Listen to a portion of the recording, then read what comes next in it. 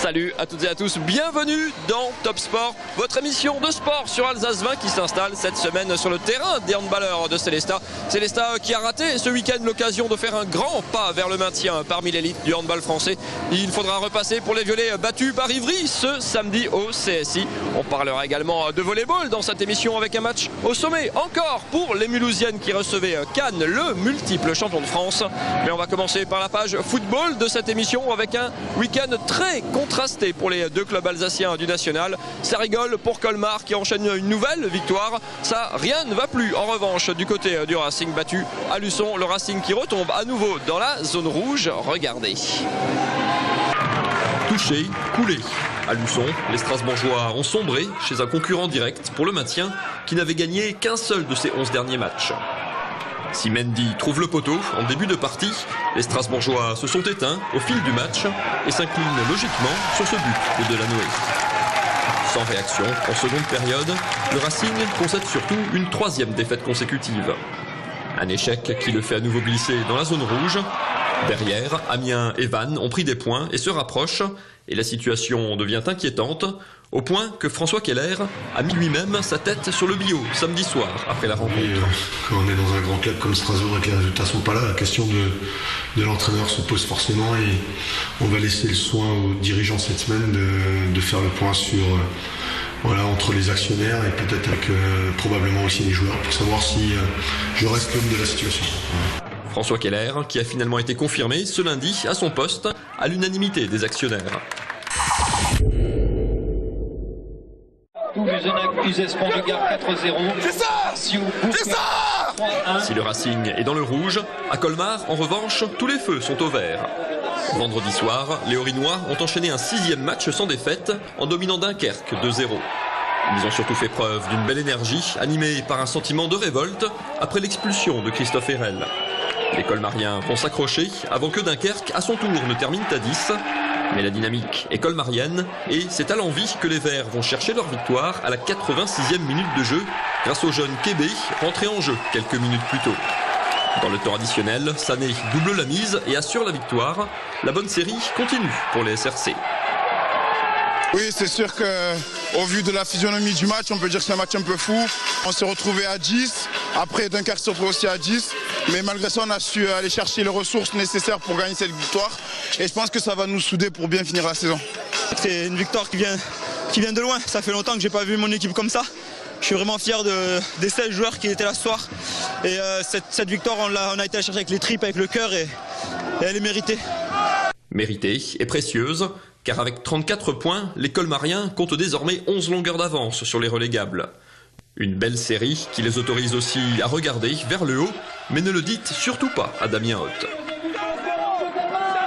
Tu gagnes, on te parle de Ligue 2, tu perds, on te parle de maintien. Non, nous on est juste là dans une logique de progrès.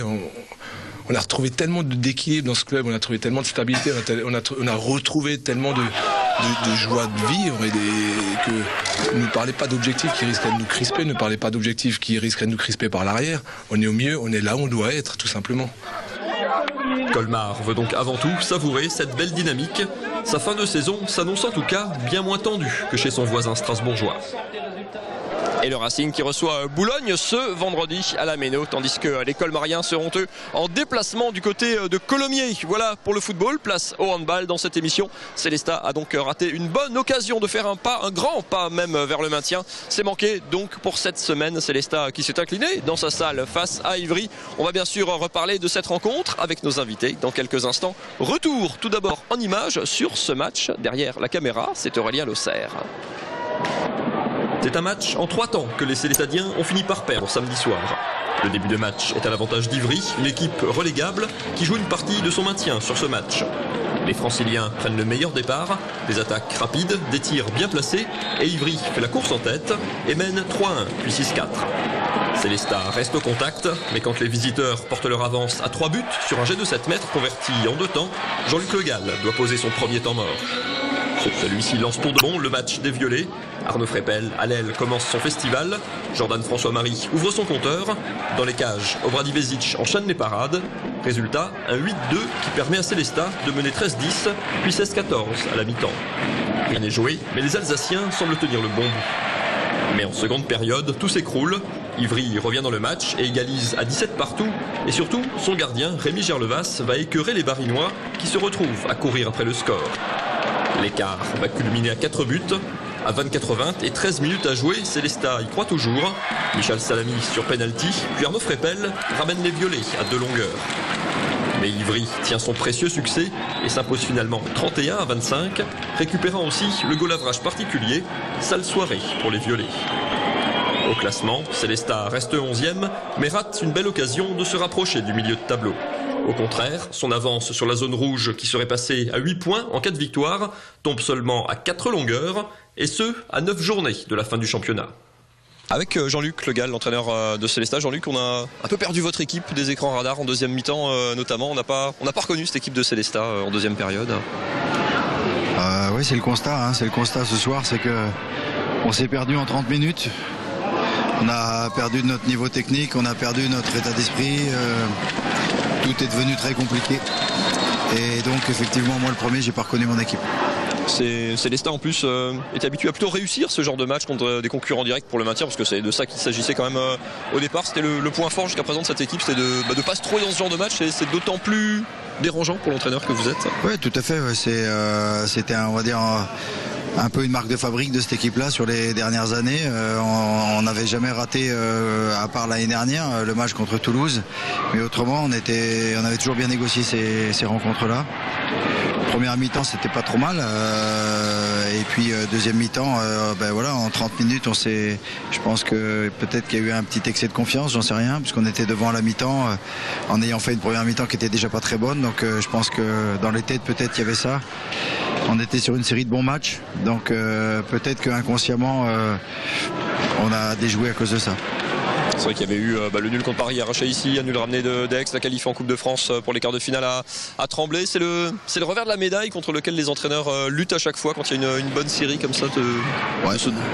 C'était le mot d'ordre, c'était le mot d'ordre avant le match, pas d'excès de confiance.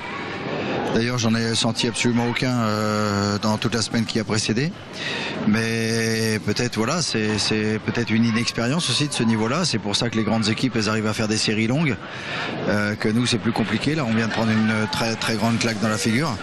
Donc, on va se remobiliser très vite pour aller récupérer ces points, inévitablement à l'extérieur, ou alors en attrapant ou Saint-Raphaël ou Nantes chez nous, enfin une des grosses équipes, ou aller faire un exploit à Montpellier dès mercredi. Montpellier, oui, c'est dès ce mercredi. Il y avait l'opportunité de mettre cette équipe d'Ivry à 8 points. Du coup, ils reviennent à 4. Ça veut dire que Célestat, qui pouvait éventuellement lorgner vers le haut en cas de victoire, va clairement regarder vers le bas et essayer d'éviter les 2 dernières places. Ça veut dire jouer le maintien maintenant. Disons que jusqu'à cette soirée, on regardait que vers le bas, de toute façon. Et c'est vrai qu'avec les 2 points, on aurait pu commencer à regarder vers le milieu de tableau. Là, très clairement, on va regarder vers le bas. D'autant plus qu'il n'y a plus que 4 points d'écart, mais on peut en rajouter un 5e, parce qu'en cas d'égalité à la fin du championnat, le goal average particulier nous sera défavorable. Donc très très très mauvaise opération ce soir. Et puis surtout, le plus dur, c'est de ne pas avoir reconnu les valeurs de cette équipe-là.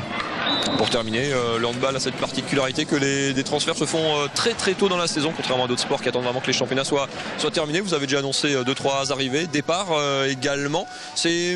Il y a une inquiétude que ce genre de nouvelles aussi perturbe, je sais pas, un effectif, ou que certains joueurs qui savent qu'ils vont partir soient éventuellement un peu démobilisés. C'est une crainte, ça non, c'est pas vraiment une crainte, parce que c'est quelque chose qui est acté déjà dans le sport professionnel, et en particulier dans le handball professionnel. Donc et les joueurs et les entraîneurs, on est quand même rodés à ce genre de situation. Les gars, ils sont là pour faire le boulot. Ce soir, c'en n'est pas la raison, c'est pas la raison de l'échec. On va pas se cacher. Je pense qu'il y a eu un excès de confiance en deuxième mi-temps qui a fait que on s'est pris les pieds dans le tapis, et quand on a vraiment eu la tête sous l'eau, on a été incapable de retrouver une équipe, et on a joué beaucoup plus individuellement que collectivement. Merci beaucoup, Jean-Luc. De rien.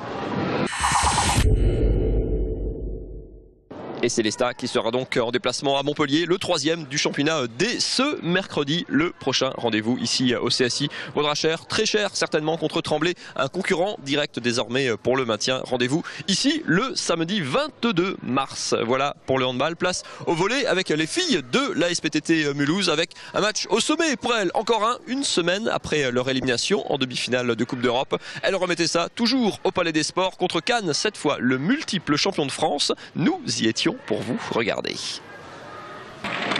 Dimanche après-midi, les joueuses de la SPTT de Mulhouse se sont inclinées face aux invincibles cannoises. Face à une équipe intraitable sur tous les secteurs de jeu, il était impossible pour Armelle Fesch et ses coéquipières de rivaliser. Le score, 25-14, 25-16, 25-17 est sévère. Cette défaite fait d'autant plus mal qu'elle relègue les Haurinoises à la 3e place du championnat. C'est dur, c'est une défaite difficile parce que quand on veut exister face à cette équipe de Cannes, il faut jouer à un certain niveau et c'est vrai que là les organismes paraissaient fatigués. Cannes a fait une très très grosse performance. Voilà, maintenant il faut qu'on se reconcentre sur notre championnat, que d'abord on doit récupérer. Après 2 revers en Coupe d'Europe la semaine dernière et une défaite mercredi face au Canet, les joueuses de Magali Magaï ont à présent du temps pour récupérer. Un temps précieux dont elles ne bénéficiaient plus depuis le début de l'année, vu qu'elles jouaient 2 matchs par semaine. Cela leur permettra de se remettre en question et d'oublier la déception de l'élimination en demi-finale de Coupe d'Europe face aux Russes d'Odintsou. Ça a été difficile parce qu'on gagne un point là-bas, donc on était pleine d'espoir et malheureusement on perd 3-0 chez nous, même si c'était un adversaire plus fort que nous. Ça a été dur à digérer et je pense que ça a été dur de se relever après ça. Il reste à présent 3 matchs à jouer avant les playoffs, dont un déplacement très important à Béziers dans 15 jours.